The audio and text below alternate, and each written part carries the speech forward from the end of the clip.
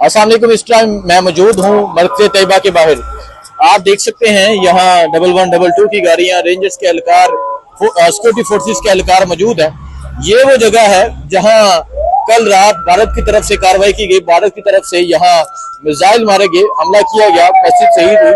अंदर की सूरत हाल आपको दिखाई। इलाके के लोगों से बात करते हैं, इलाके के लोगों से पूछते हैं कि रात को क्या फील हुआ, क्या सूरत हाल थी। नौजवान सामने को वालेकुम सलाम। कैसे हैं आप? अल्हम्दुलिल्लाह जी। क्या नाम है आपका? नासिर महमूद। नासिर साहब, आप इधर की रहने वाले हैं? के तैयबा कॉलोनी के मरकज मेन गेट के सामने तैयबा कॉलोनी में मेरी रहायश है। ठीक है। क्या माहौल था रात को, किस टाइम ये ऑलमोस्ट हुआ ये वाकया? रात को तकरीबन ये 12:30 बजे का करीब ये वाकया हुआ है। ठीक है। तो हाँ, हमारे घर के करीब ऐसे लग रहा था जैसे ये धमाका हुआ है। हर घर के आगे आगे महसूस हो रहा था जैसे धमाका हुआ। इतनी दमक थी कि रावी आने वाले लोग जो इधर आए, कामों की वाले, वो भी बता रहे थे कि हमें भी ये महसूस हुआ। इतनी शिद्दत थी, इतना जोरदार धमाका था। ठीक है। अच्छा, मतलब आप ये कह रहे हैं रात को क्यामत खेज ये मंजर था। हम सब उठकर बाहर आ गए थे। लाइटें हमने बंद कर दी थी, पीछे से हर तरफ लाइटें बंद कर हो गई थी पीछे से। अच्छा। हाँ जी। अच्छा, मतलब यहाँ की जो आबादी है साइड वाली, हर तरफ से जो लाइट्स थी पीछे से ही बंद कर दी गई। बंद कर दी गई। जी जी। और फिर उसके बाद यहाँ सिक्योरिटी फोर्सेस पहुंचती हैं। जी, जी। और आप ये कह रहे हैं कि इतनी शदीद यहाँ दमक थी और इतना शदीद धमाका था कि ऐसा महसूस हुआ जैसे आपके घर के बाहर। जी जी, बिल्कुल इसी तरह। क्या हुआ रात को क्या मंजर था? और यहाँ लोग पहुंचे, लोग देख, छोटे छोटे बच्चे, औरतें, वो तो रोने लग पड़े थे। अच्छा। जी जी। सब इधर प्रदेश आए हैं ना, पीछे से आए हैं। अच्छा। तो वो कहाँ जाए? वो इतनी दुख में थी, अफसोस में थी और रो रही थी। और कुछ रात को ही हिजरत करना शुरू कर दिए थे, कहीं ना जाना शुरू कर दिया था उन्होंने। ठीक है। तो ये जो मिसाइल है, क्योंकि ये कहा जा रहा है कि 4 मिसाइल हैं, ये वक्फे वक्फे से आवाज आई या एकदम सारी आवाज आई? ये वक्फे से, थोड़ा सा वक्फे से आई है। सबसे पहले ये मरकज में जो मस्जिद है उसको टारगेट बनाया गया। स्कॉटी रूम है उसके सामने, जो है ना सेन के सामने स्कॉटी रूम है, उसको टारगेट किया गया है। तो जो साथ ही ना जफर साहब है ना, उनका घर भी उधर भी उन्होंने अटैक किया है। और जो नसर जवेद साहब हैं, जो कमांडर हैं उस्ताद मुजाहिदीन, जो मरकज के हैं, ठीक है, उनके घर के सामने भी अटैक हुआ है। अच्छा, 3 अफराद की शहादत हुई है।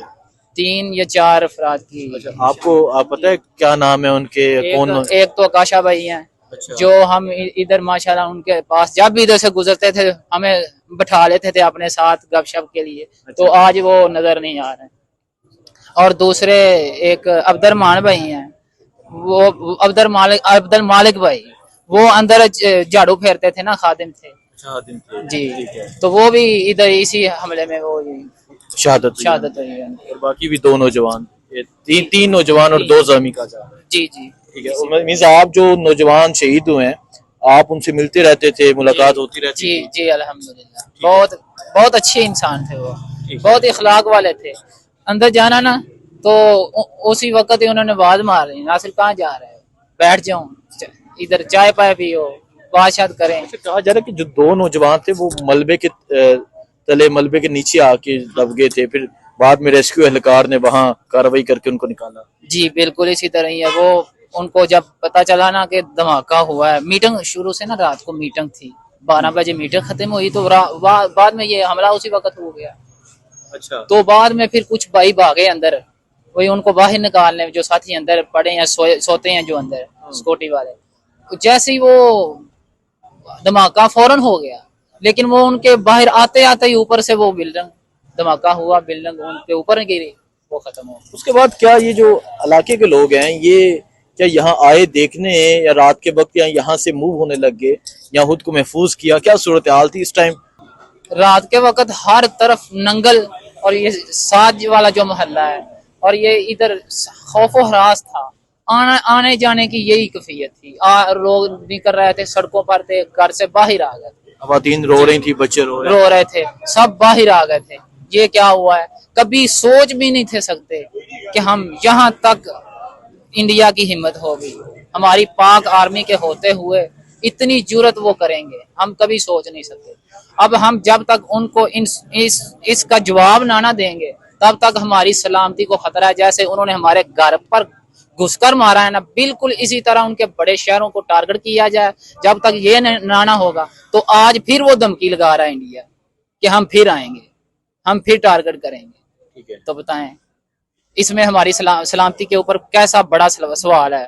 उनका ये एक बड़ा झिझक जो है ना, उन्होंने ये देखा है कि हम एक मर्तबा ये देखते हैं कर कर, ठीक है, उसके बाद उनका ये उनको अगर जवाब ना दिया गया तो फिर वो दोबारा फिर आएंगे। फिर उनके अगले टारगेट जो है हमारी जिहादी तंजीमों के सरबराह हैं वो हैं। अल्लाह उनको महफूज रखे। ठीक है। नौजवान अभी यहाँ हम देख रहे हैं कि लोग आ रहे हैं जा रहे हैं, और यहाँ कोई ऐसी कोई डर या कोई खौफ की कोई सूरत हाल नजर नहीं आ रही, तो क्या जज्बा है आप? माशाल्लाह अल्हम्दुलिल्लाह, मैं शहीद का भाई हूँ। मेरा भाई बड़ा शहीद है और मेरा मामू भी शहीद है, मेरा मामू गाजी है और मेरा बहनोई भी शहीद है, मेरा कजन भी शहीद है और मेरा भांजा भी शहीद है। अल्हम्दुलिल्लाह हमारे बहुत दीन के लिए कुर्बानी है। हिजरत करके आए हुए हैं, हम इधर दूर से आए हुए हैं। अच्छा, आप कह रहे हैं कि आपका भाई भी शहीद, जी आपका मामू भी शहीद, जी, आपका मामू गाजी भी, एक मामू गाजी, जी, एक बहनोई भी शहीद, एक बहनोई, भांजा भी शहीद, कजन भी शहीद और बड़ा भाई भी शहीद। और आपका भी यही जज्बा? जी अल्हम्दुलिल्लाह, हम इसीलिए तो देख लें आपके सामने है। ठीक है। देखें ये जज्बा है, और यहाँ जो मुकामी लोग हैं जो यहाँ से हिजरत करके तैयबा कॉलोनी कहा जाता है, मरकज़ तैयबा के सामने यहाँ रहते हैं, तो इनका ये कहना है कि भरपूर जवाब दिया जाए, क्योंकि उन्होंने बिल्कुल घर को टारगेट किया है और मरकज़ तैयबा को टारगेट किया है। और ये सूरत हाल इस टाइम यहाँ मरकज़ तैयबा के बाहर की नौजवान कुछ पैगाम देना चाहें, कुछ कहना चाहें? ये देखें ना, सिर्फ हमारी जमात का ये मसला नहीं है, ये अब मुल्क की सलामती का मसला है। अब ये हम पर अगर अटैक कर दिया इन्होंने, कर सकते हैं, तो ये फिर किस पर नहीं कर सकते, सब पर कर सकते हैं। हमारे आर्मी चीफ हैं, अल्लाह उनको महफूज रखे, और बाकी जो जितने भी हमारे बड़े बड़े दीनी, मजहबी, सियासी, समाजी किसी भी चीज को ये टारगेट कर सकते हैं, आसानी से अब कर सकते हैं। उनका ये झिझक उतर चुकी है। ये देख लें, पाकिस्तान की 70 साल तारीख में ये ऐसा कभी वाकया नहीं हुआ, अंदर घुसकर इतना अंदर आकर और मुख्तलिफ जगह पर टारगेट कर दो, ये कभी नहीं हुआ। एक ही रात में, एक ही वक्त में पूरे पाकिस्तान में ऐसे महसूस होता है कि जैसे ये एक सवाल उठता है हमारी आर्मी, पाक फौज और पाक आर्मी के ऊपर, ये हमारी फौज के ऊपर एक सवाल भी उठ रहा है ना कि ये कैसे हो गया। ठीक है। देखें जी, इस टाइम हम यहाँ मौजूद हैं मरकज़ तैयबा के बाहर, और आपने नौजवान की बात सुनी। नौजवान, आप भी भाई हैं, कजन हैं, दोस्त हैं, दोस्त है, यहाँ ही रहने वाले हैं आप? हाँ जी। क्या रात के वक्त सूरत हाल थी? आप भी उठ के बाहर आ गए, या क्या मंजर था रात के वक्त का? रात को तकरीबन 12:30 का टाइम था, सारे सो रहे थे उस वक्त, तो अचानक धमाका हुआ तो सारे घरों से बाहर आ गए। तो सारे घरों से बाहर आ गया, आके देखा तो उन्होंने इधर हमला किया था। तो ये है कि वो रात के अंधेरे में हमला किया है, वो दिन को तो डरते हैं, उन्होंने ये सोचा था कि सारे सोए होंगे तो इसलिए हम जाके उधर हमला कर लेंगे, तो उन्होंने मसाजिद को टारगेट बनाया है, इसलिए हम जाके उधर हमला कर लेंगे। तो उन्होंने मसाजिद को टारगेट बनाया है, और ये है कि मसाजिद को उन्होंने टारगेट बनाया है, लेकिन ये है कि वो नहीं जानते कि अगर वो बता के करते तो फिर हम क्या कहते हैं उनको जवाबी कार्रवाई में। आ कैसे गए अंदर? हमारे तो तैनात रहते हैं ना फौजी, तो वो अंदर कैसे? वो मिसाइल हमला, वो टारगेट मिसाइल हमला हुआ है, फजाई ऊपर से आया है, लेकिन उनके पास वो कनेक्शन तो होगा पता लगाने वाला, वो लगा होता है ना। हाँ जी, हाँ जी। हमारे रडार, हमारा सब इतना न्यूक्लियर सब आपको पता ही है ना।